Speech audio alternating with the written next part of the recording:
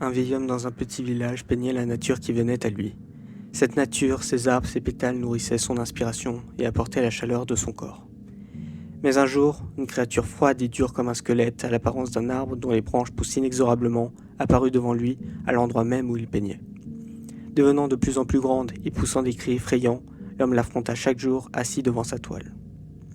Cependant, il éprouvait une certaine tristesse pour cette créature dont les villageois venaient puiser leurs ressources, la laissant chaque fois un peu plus faible encore, même si en échange, elle leur prenait leur chaleur corporelle. S'il éprouvait de la tristesse, c'est aussi qu'il savait que plus son monstre se développait, plus la nature reculait, il la remplaçait. Le monstre avait beau être inerte, il n'était jamais froid. L'homme le touchait, faisait tomber des parties du corps en décomposition de ce colosse de ferraille, comme s'il s'agissait des écailles de reptiles ou des écorces d'un arbre. En voyant cette carapace se désagréger sous ses doigts, le vieil homme se dit « Quand une créature meurt, elle devient froide, alors pourquoi ce métal rouillé au goût de sang qui tombe entre mes mains prend le peu de chaleur qu'il me reste? Pourquoi les hommes ne sont plus que des robots ?» Chaque jour, le vieil homme attend le retour de la nature qui avait fui. Il voulait voir ce qu'il avait perdu une dernière fois et attendait que quelqu'un exauce son vœu.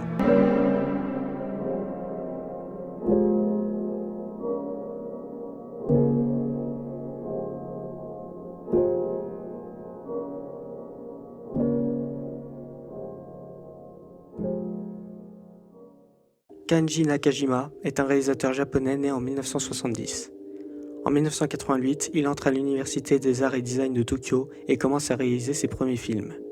Alors à peine âgé de 19 ans, il remporte le prix de l'originalité pour son film Kakura au Image Forum Festival, festival de films expérimentaux qui a eu en compétition des films de réalisateurs désormais bien connus comme Naomi Kawase, Noboru Higuchi ou encore Takashi Ishida.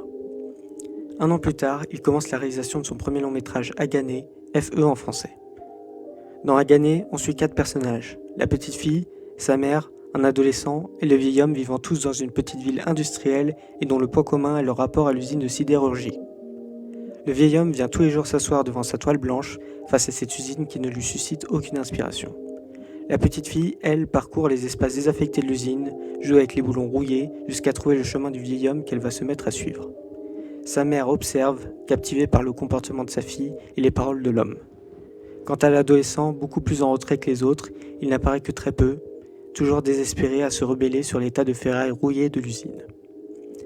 Bien que l'histoire tourne autour de ces personnages, les véritables protagonistes sont la nature et l'usine qui en métaphore rassemblent et représentent ces personnages et leurs problématiques. C'est donc un film à la composition plutôt simple et convenue, où les métaphores visuelles et sonores nous plongent dans l'univers onirique du film contemplatif qu'il est. Le travail remarquable de la narration et des effets sonores de bruit industriel dignes du cinéma de Tsukamoto ajoute à cette dimension puissante du film.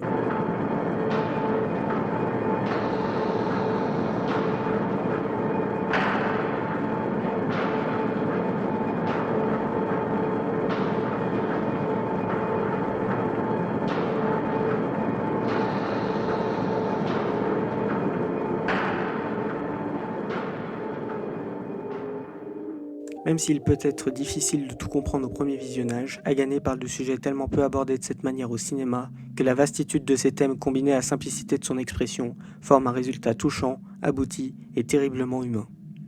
Des thèmes présents dans les 3 films qu'il a réalisés, le premier étant Agane, puis dans The Box, film qu'il sort 9 ans plus tard en 2003, qui est intimement lié à Agane. Dans The Box, on obtient des réponses plus claires sur le lien entre les hommes et la nature que décrit Nakajima. Film dans la même lignée artistique que Agane, The Box est tout aussi beau bien que peut-être moins abouti.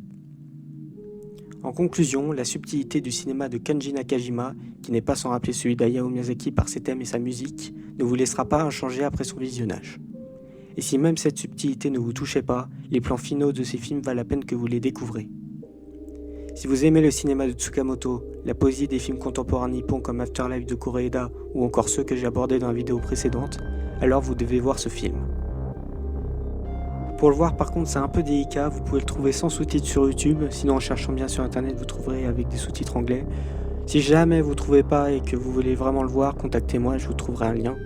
Et aussi je vous conseille de regarder The Box avant Agane, bon c'est mon avis personnel, même s'il est sorti 9 ans après The Box, je trouve que Agane est un peu le prolongement de The Box. Voilà, sur ce, à très bientôt pour un prochain épisode de Persona.